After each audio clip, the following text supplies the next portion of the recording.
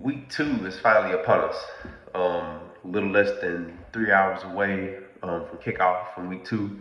A couple of good games on this weekend. Um, a lot of reset games for a lot of teams, as we discussed in the last video. A lot of reset games for teams like Alabama, Clemson.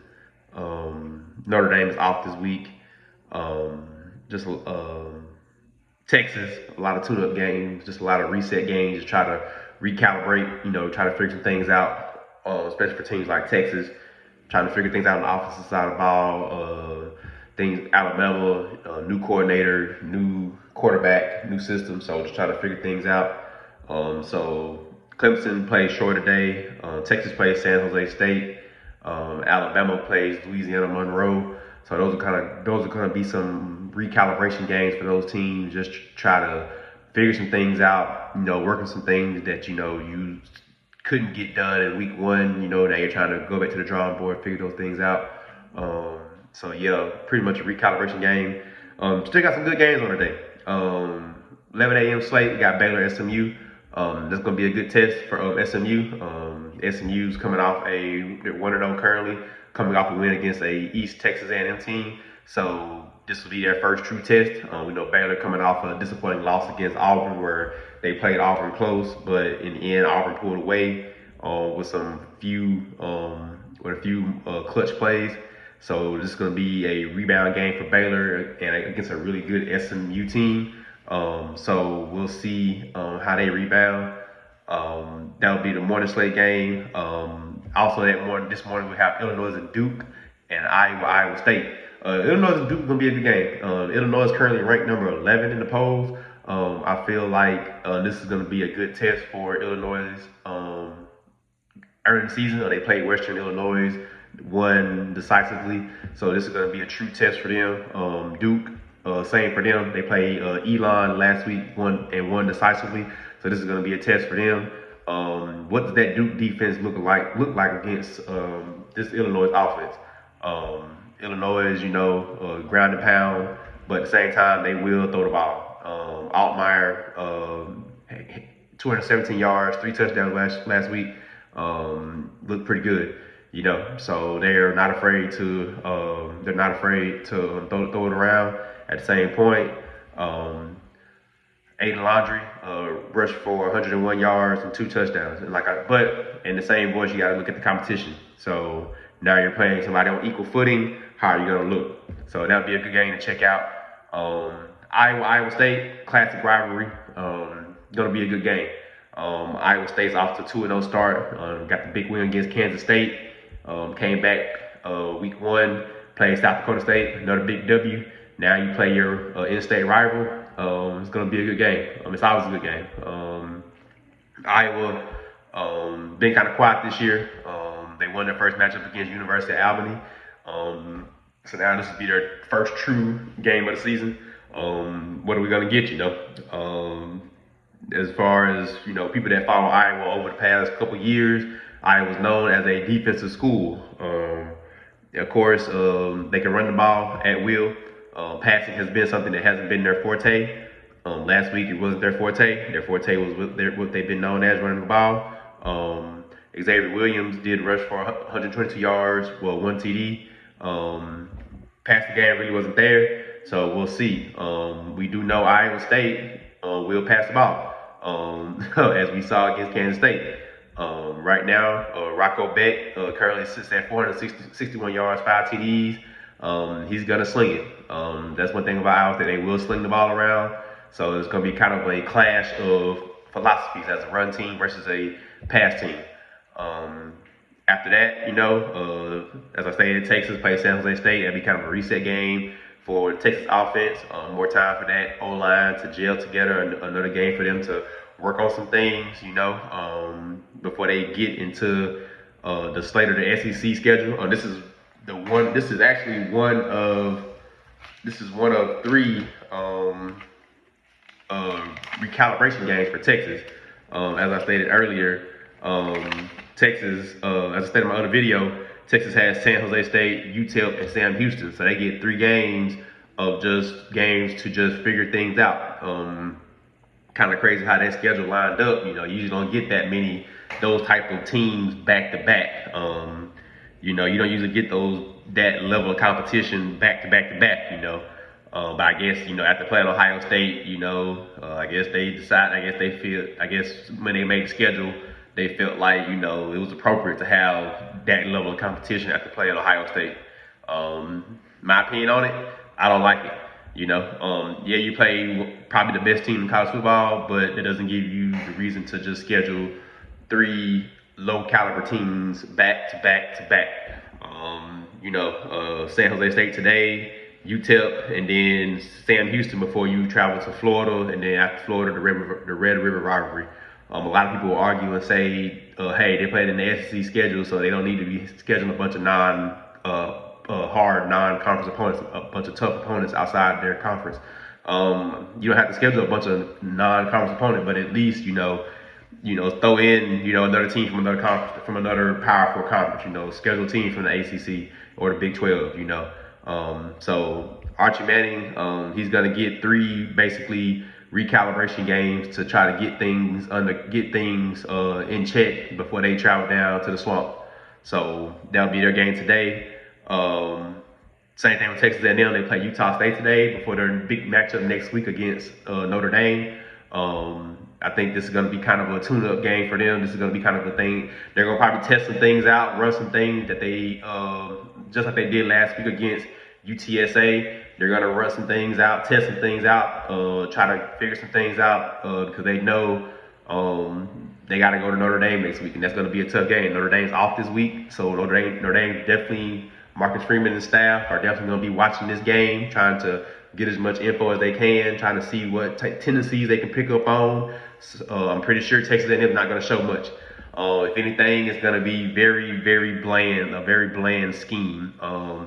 They're not going to try to show too much glitz and glamour. They're not going to try to show too much of the playbook on both sides of the ball. So I expect them to be very manila if they can. Now, if for some awful reason Utah State shows up and is keeping it close, then then they might have to break out some stuff. Then they might have to whip out some plays. So it'll be interesting to see how that goes. But I mean, of course, everybody expects Texas A&M to handle Utah State very easily, but you never know. Any given Saturday, right? So that's that game. Another sneaky good game, Ole Miss and Kentucky. Ole Miss looked dominant against Georgia State. I think a lot of people expect, of course, Ole Miss to win this game, but you never know. I think last year kind of proved to us that the NIL era is real with Vanderbilt, beating Alabama. Can Kentucky win this game? Sure. Kentucky can 100% win this game. I feel like with them being at home, Kentucky can definitely steal this game from Ole Miss. Ole Miss sitting at number 20 right now in the rankings.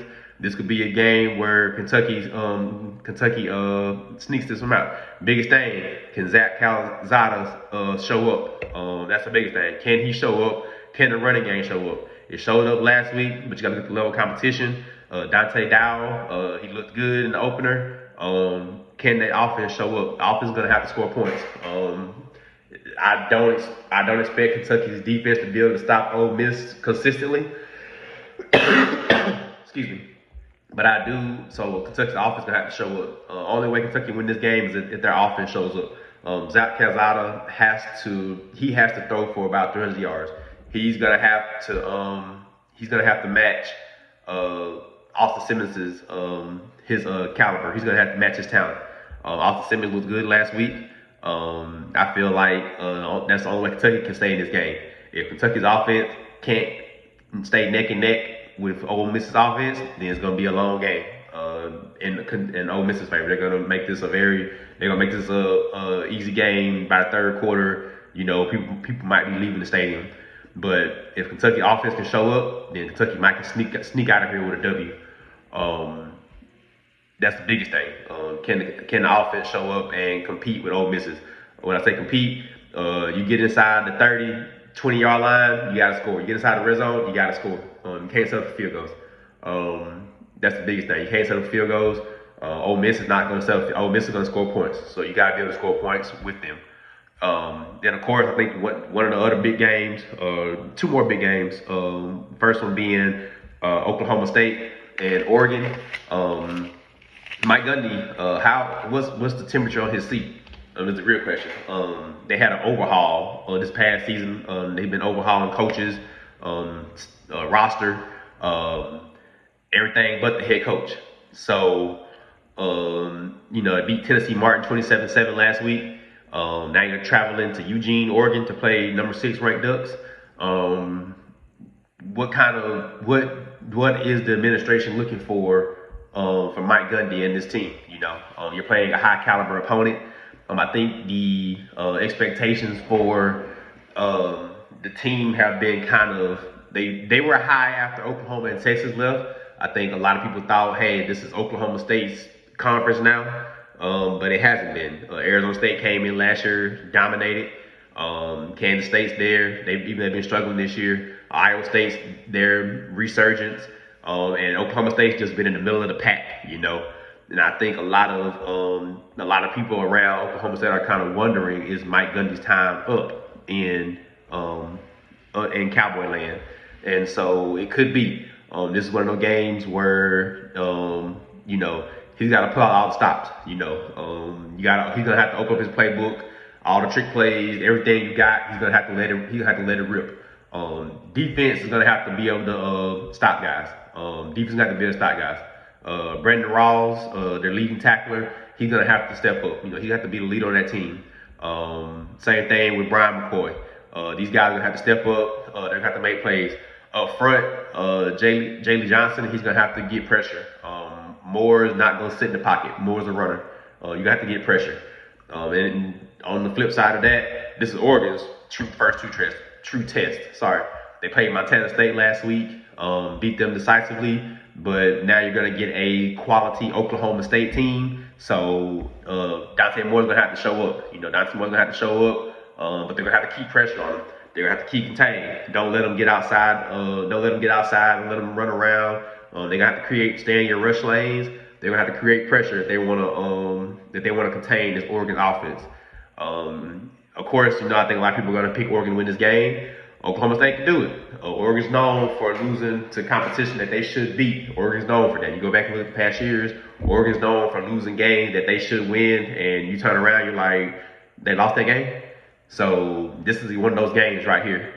So that game, Delaware, Colorado. Colorado looking for a reset. Lost to Georgia Tech. So on some missed clock management, Deion kind of came out and addressed that. He stood his ground and said he stood his ground on how they manage the clock. He say, she say, his word, he's the head coach, that's how he manages his clock. They play Delaware this week. That'll be like a rebound game. So we'll see how he handles that. I expect the offense to be a little bit better. I expect the offense to look better. I think that defense will be better, obviously. I think Delaware is a good team, but not Georgia Tech level team. So I expect them to be better. He did say Julian Lewis, the top freshman that they recruited, he did say that he was going to play. Not sure how much. Caden Slaughter will be the starter again. So we'll just have to see how the game goes. I'm assuming Deion means he's going to have some packages for Julian Lewis. Not sure. We'll just have to see about that. Another good game. Kansas, Missouri. Kansas has been on the road. Kansas is 2-0 right now. Kansas is 2-0. Of course, yes, this is Fresno State, Wagner, just their first true test against the SEC opponent. How good is Jaden Daniels? We'll see today. That game's at 2:30. I expect it to be a good game. I expect Missouri to show up. This is Missouri's a real true test. They played Central Arkansas last week, blew them out. So this will be their first true test. We'll see how good Missouri really is. This is going to be kind of a true test for both teams. I'll definitely be keeping an eye on this game. Of course, after that, Wisconsin, Middle Tennessee State. As we stated earlier in our other game, Wisconsin starting quarterback Billy Edwards. He's dealing with an injury. I think I'm pretty sure that the starter, um, not starter, I'm sorry, Danny O'Neal will start today against Middle Tennessee. Um, I feel like they're hoping to get Billy Edwards back, but if not, Danny O'Neal will be the starter next week going down to Alabama, down to Tuscaloosa.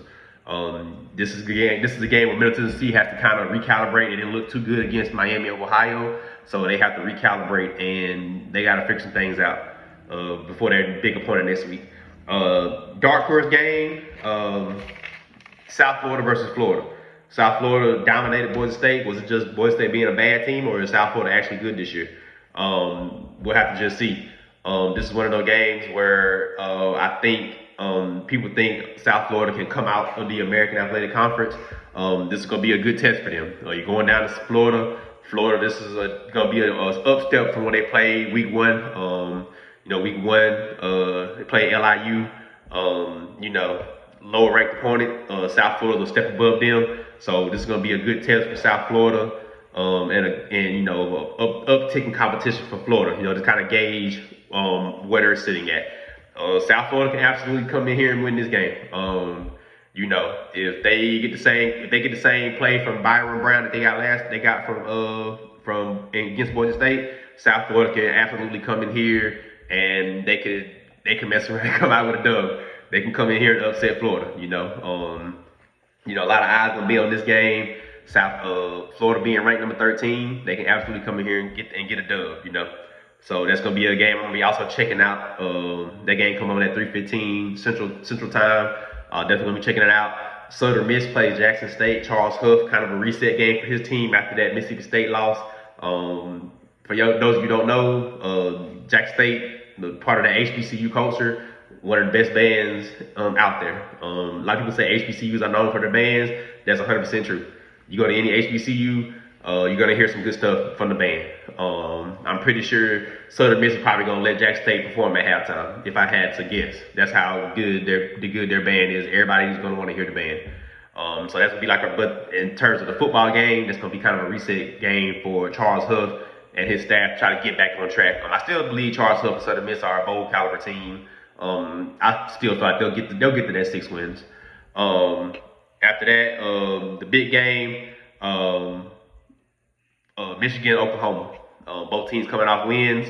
I feel like this is gonna be a good game. I feel it's gonna be a good game. I feel like that we're gonna really get to see what type of player Bryce Underwood is. Same thing with John Mateer. We're gonna see what type of quarterbacks we got.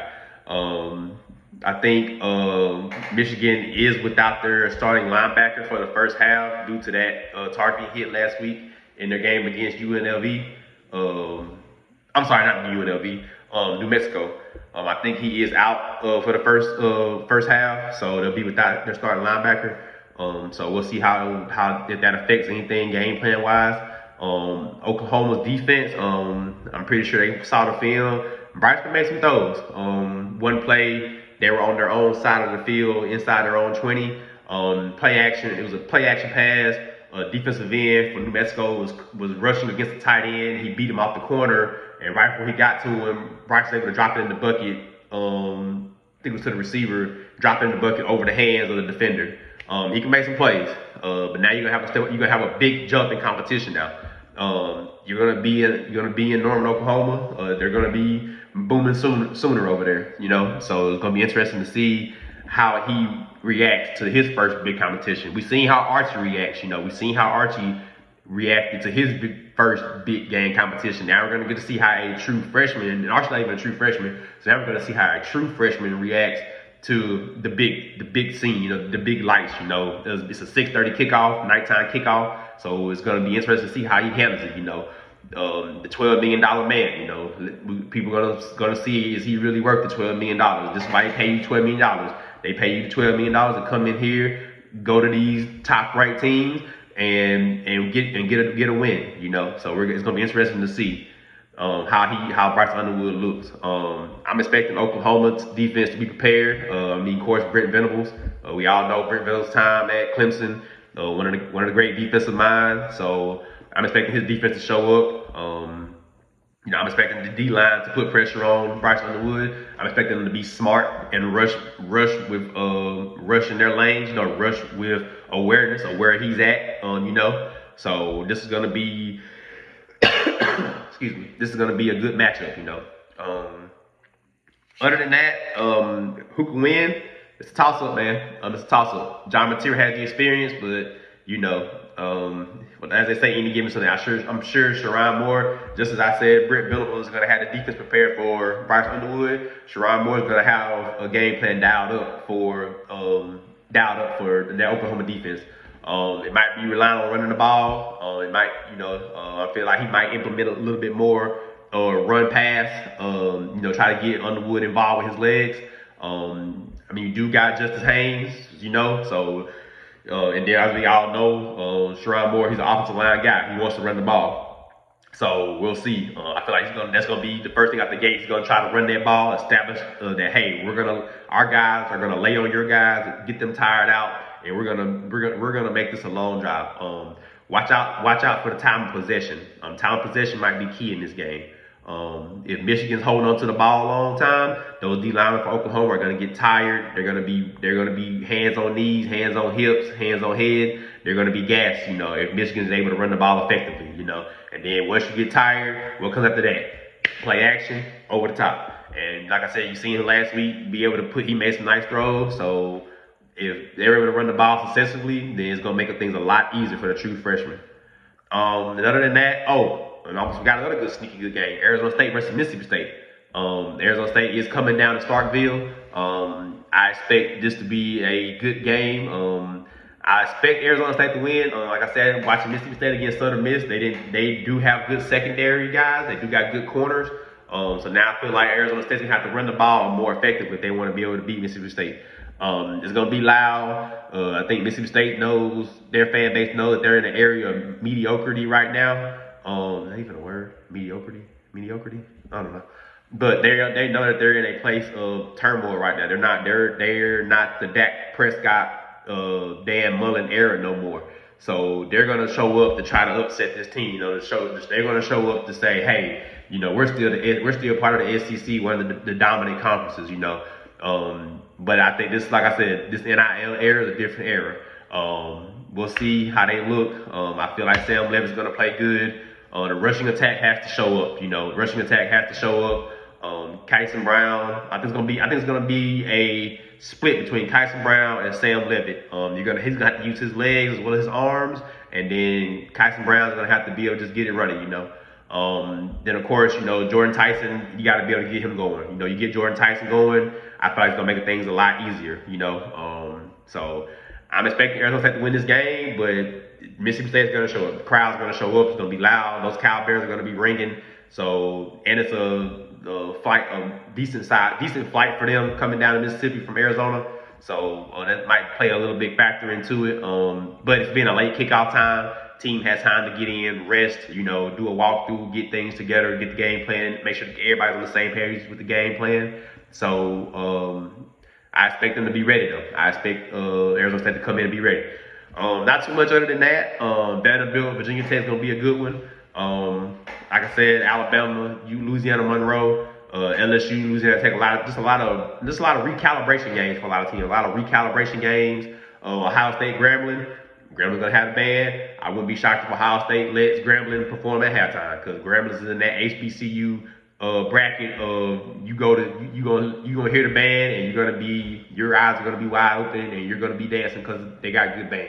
But we all know what's probably gonna happen on the football field. Even the head coach at Grambling, I think he made a joke in the interview about he's interested to see how the band's gonna sound, because I think they're traveling their bands, so they kind of know what's gonna happen on the field, but the band's gonna perform, give a little bit of inspiration, so.